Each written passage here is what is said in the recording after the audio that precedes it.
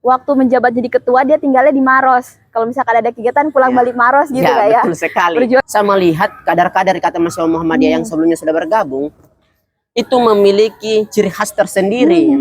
Saya sedang sakit.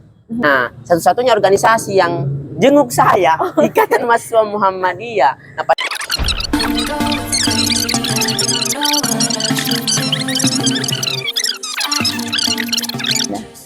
Halo, assalamualaikum warahmatullahi wabarakatuh. Selamat datang di EduTalk. Jadi teman-teman sekalian, sore ini kita bakal ngobrol-ngobrol santai. Di sebelah saya sudah ada seorang kakak, seorang tokoh kelontong, bukan ya, seorang Demis. Dulu ini Kak Ilham adalah seorang ketua umum di Fakultas Ilmu Pendidikan IMM UNM. Kak Ilham sekarang kabarnya gimana? Alhamdulillah baik. Alhamdulillah. Seperti hari-hari kemarin. Ini pura-pura baik atau baik ya? Ya, baik-baik. Alhamdulillah. Kesibukannya sekarang apa aja, Kak? Kesibukan masih sebagai mahasiswa, status mahasiswa akhir. Mahasiswa akhir. Ya, saya nggak akan nanya kapan selesai, tenang. Dan juga sibuk di organisasi. Tentunya masih setia dengan Ikatan Mahasiswa Muhammadiyah. Wih, ngeri, masih setia. Masih setia berarti akan ada setia terus. Oke, setia terus gitu. Iya. Kalau Kak Ilham nih biasa sering ngomong IMM sampai mati gitu ya. Seumur hidup IMM. Pokoknya nggak boleh murtad lah dari Ikatan Mahasiswa Muhammadiyah. Oh, Masya Allah, ngeri banget. Nggak boleh murtad. Kak Ilham sudah berapa lama ber-IMM? Kira-kira 3 tahunan. 3 tahun? Iya. Udah 3 tahun ya gitu? Iya, 3 tahunan lah. Oke, saya penasaran nih. Awal mula Kak Ilham, Sebelum itu saya mau nanya dulu, gimana sih pandangan Kak Ilham tentang IMM sebelum bergabung dengan IMM? Pandangan saya tentang IMM sebelum bergabung, ya nggak banyak sih yang kan belum bergabung. Oh, benar-benar. Cuman setahu saya Ikatan Mahasiswa Muhammadiyah seperti organisasi lainnya, sebagai organisasi yang menghimpun mahasiswa tentunya juga berbasis Islam. Itu setahu saya yang paling dasar tentang Ikatan Mahasiswa Muhammadiyah saat itu. Nah, ini menarik nih. Kak Ilham belum tahu banyak tentang IMM, tapi kenapa Kak Ilham tertarik masuk di IMM? Nah, bagus. Sedikit saya cerita ya, kalau saya misalnya boleh banyak juga nggak apa-apa, Kak. Bercerita tentang kenapa saya sampai bergabung di Ikatan Mahasiswa Muhammadiyah. Sebenarnya ada beberapa faktor kalau saya internal dan eksternal. Ya, faktornya ada 2 lah kalau saya bagi. Faktor pertama itu memang karena ketertarikan saya dengan berbagai macam organisasi. Itu yang pertama, karena saya memang terjangkit mungkin virus organisasi gitu. Kan virus merah jambu bukan. Virus organisasi ya. Terus karena ketertarikan saya dengan berbagai macam organisasi itu juga dikuatkan dengan saya melihat kadar-kadar Ikatan Mahasiswa Muhammadiyah yang sebelumnya sudah bergabung itu memiliki ciri khas tersendiri. Nah, di kampus kalau kita cerita, itu kan banyak berbagai macam organisasi. Nah, ciri khas tersendiri kader Ikatan Mahasiswa Muhammadiyah saat itu saya lihat dia cukup tajam di intelektual, namun tidak mengesampingkan spiritual. Itu yang paling membuat saya, wow, hebat sekali nih ada organisasi yang ternyata sama-sama jalan. Kan ada juga yang beberapa mahasiswa ya, kita katakan hebat ngopi, hebat bukunya, tapi ternyata azan lewat gitu. Ya, gitulah. Kenapa saya tertarik bergabung di Ikatan Mahasiswa Muhammadiyah. Jadi karena Kak Ilham ngelihat bahwa ada ciri khas gitu di IMM. Intelektualnya dapat, agamanya dapat gitu kan. Jadi setelah Kak Ilham bergabung dengan Ikatan Mahasiswa Muhammadiyah, apa yang Kak Ilham, gimana IMM menurut Kak Ilham? Setelah bergabung? Iya. Setelah bergabung cukup salut juga dan sangat tersentuh. Kenapa? Di berbagai macam organisasi yang saya ikuti, jadi di ranah kampus ada berbagai macam organisasi yang saya ikuti, hanya Ikatan Mahasiswa Muhammadiyah yang membuat saya tersentuh. Kenapa demikian? Jiwa humanitas, jiwa kekeluargaannya dan saling merasa persaudaranya itu yang paling kuat. Jadi satu hari pada saat itu satu kisah, saya sedang sakit. Jadi satu hari itu saya sakit, dan satu-satunya organisasi, ini kan saya tinggalnya jauh dari kampus. Nah, satu-satunya organisasi yang jenguk saya Ikatan Mahasiswa Muhammadiyah. Nah, padahal saya masuk di tiga organisasi pada saat itu, ada banyak yang saya geluti gitu. Tapi cuman Ikatan Mahasiswa Muhammadiyah yang paling sadar dan paling bergerak cepat. Tidak hanya sekedar Siapa kilah doang, siapa kau lekas sembuh gitu. Tapi memang jenguk gitu. Jiwa-jiwa Ki Haji Ahmad Dahlan ini langsung kerja, langsung mengaplikasikan apa yang menjadi teks-teks agama langsung gitu kan. Langsung diaplikasikan. Makanya saya langsung tersentuh pada saat itu. Sehingga muncul rasa nyaman, dan seiring berjalannya waktu saya merasa IMM adalah rumah saya gitu. Ngeri banget, IMM adalah rumah saya gitu kalau kata Kak Ilham. Oh ya teman-teman, emang Kak Ilham ini tuh dulu waktu menjabat jadi ketua dia tinggalnya di Maros. Kalau misalkan ada kegiatan pulang balik Maros gitu ya. Betul sekali. Perjuangannya barat apa ya, nyebrang pulau lah 1 jam itu. Kak Ilham tuh kalau dari Maros ke Makassar tuh udah kayak deket banget gitu. Satset tiba-tiba di Maros, tiba-tiba di Makassar gitu. Betul sekali. Nah, itu tadi yang Kak Ilham ceritakan tentang, berarti kalian sebenarnya sudah dapat feel-nya gitu ya. Kak Ilham ngerasa bahwa ada sesuatu yang berbeda, ngerasain kekeluargaannya ya, gitu. Betul sekali. Apa itu momen yang paling terbaik menurut Kak Ilham? Kalau dikata momen paling terbaik, ada banyak sih. Kalau misal kita berbicara tentang momen terbaik, salah satunya itu momen terbaik pertama yang saya dapatkan. Bisa kali diceritakan nih Kak, apa sih momen yang berkesan banget gitu selama ber-IMM? Yang paling berkesannya saat saya menjabat sebagai ketua umum. Oke, boleh diceritakan. Nah, ini cukup sangat-sangat memorable gitu. Sangat-sangat ya gitu. Kenapa? Ada banyak program kerja yang pada saat itu membuat saya semakin mendewasakan. Itu yang membuat saya semakin berkesan sekali nih program. Salah satunya itu ada program yang kami beri nama KMLH.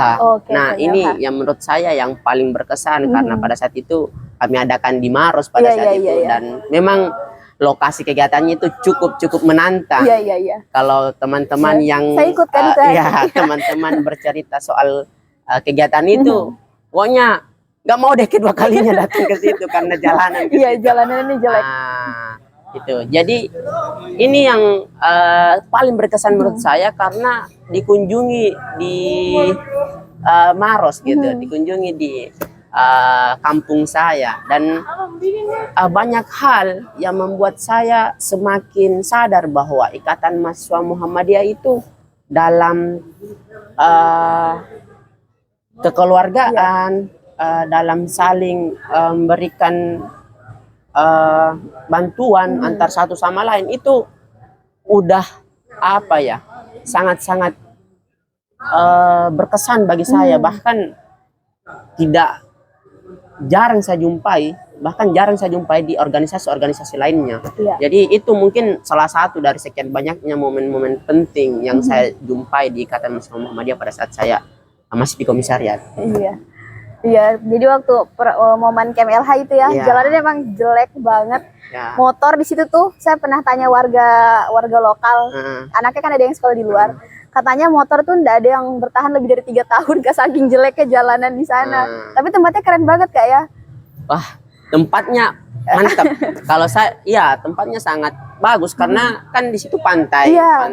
Kita memang langsung melihat pemandangan laut gitu kan. Terbenamnya matahari dan terbitnya matahari itu langsung kita dapati pada saat itu, kegiatan itu. Hanya saja memang akses jalannya di situ. Yang bikin capeknya tuh akses jalannya. Tapi kayaknya yang paling bikin itu jadi memorable tuh bukan karena tempatnya deh, karena orang-orang yang bersamai kayaknya. Ya, itu sudah cukup menjawab kenapa kegiatan itu sangat berkesan. Dan unik ya sebenarnya, Kak Ilham merasa bahwa fase-fase yang paling berjuang tuh fase-fase ketika menjadi ketua, tapi justru itu yang paling dikenang gitu. Nah, saya justru pernah terfikirkan kok saya ini capek banget tapi nikmat gitu. Baru saya merasakan ada rasa capek yang nikmat. Masya Saya Allah. capek, Capek yang capek ini, capek lelah yang mengerja, lilah gitu. lelah, tapi lah kok nikmat gitu. Senantiasa setiap harinya mau capek begitu terus. Nah ini yang membuat saya sungguh luar biasa pada saat saya menjabat sebagai ketua. Nah, ini kayaknya pertanyaan inti dari percakapan kita nih. Kenapa sih mesti IMM? Padahal kan Kak Ilham ini ada masuk di beberapa organisasi juga gitu kan. Terus Kak Ilham juga ngerasakan gimana capek-capeknya berjuang gitu kan. Tapi ini pertanyaan intinya mungkin, kenapa sih harus IMM? Oke. Ketika saya ditanya kenapa memilih Ikatan Mahasiswa Muhammadiyah, jadi sebelumnya kan saya sudah dapati beberapa organisasi, sudah bergelut di beberapa organisasi, termasuk ada himpunan, ada juga lembaga dakwah. Terakhir ini Ikatan Mahasiswa Muhammadiyah. Salah satu tempat yang membuat saya terpantik untuk terus senantiasa belajar dan memberikan ruang bebas untuk saya berekspresi, mengeluarkan pendapat saya, itu hanya di Ikatan Mahasiswa Muhammadiyah begitu. Terkadang kita dibatasi, kalau ini ya teman-teman mungkin sudah tidak menjadi lagi rahasia gitu. Di strata himpunan misalnya kita terkadang dibatasi karena keterbatasan kita dalam mengungkapkan pendapat, karena ada sekat-sekat senior dan junior. Nah, senior dan junior. Sedangkan di Ikatan Mahasiswa Muhammadiyah itu sungguh memberikan kebebasan kepada setiap kadernya untuk siapa saja yang mau mengembangkan potensi dirinya, mengembangkan skillnya, itu sangat didukung dan diberikan ruang. Nah ini yang membuat saya kenapa sampai sekarang memilih Ikatan Mahasiswa Muhammadiyah. Dan momen yang paling berkesan juga, pertama kali saya membawakan materi di Ikatan Mahasiswa Muhammadiyah. Keren.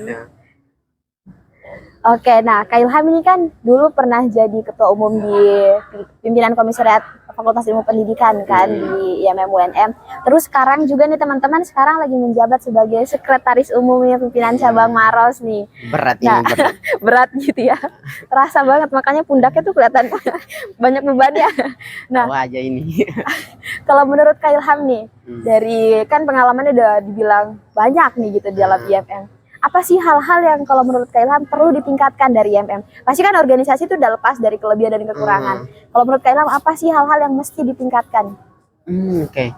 Apa sih yang harus ditingkatkan? Kalau saya sebenarnya IMM itu secara konsep itu sudah sangat ideal. Kalau semisal kita berkaca kepada kompetensi dasar yang seharusnya harus dimiliki setiap kader, yaitu spiritualitas, intelektualitas, dan humanitas. Ini saja yang kita kuatkan, itu sudah cukup hebat, bahkan sudah sangat hebat untuk sebagai seorang mahasiswa gitu. Jadi paling penting sih kalau kita menganggap Ikatan Mahasiswa Muhammadiyah sebagai anak intelektual dari Muhammadiyah, tentu keakraban kita tentang buku, keakraban kita tentang diskusi dan lain sebagainya yang mampu meningkatkan skill, kemampuan kita, itu tentu tidak boleh lepas dari kehidupan sehari-hari kita sebagai seorang kader, gitu kan. Nah, di samping itu pula yang membuat saya